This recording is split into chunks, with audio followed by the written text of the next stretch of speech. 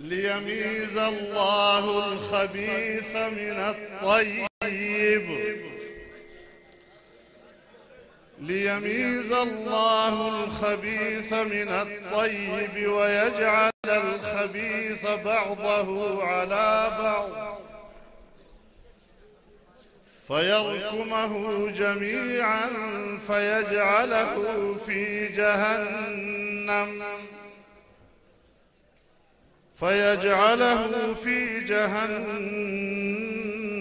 أولئك هم الخاسرون.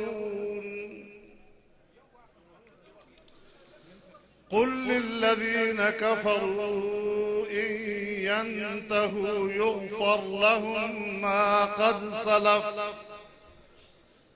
وإن يعودوا فقد مضت سنة الأولين. صدق الله العظيم.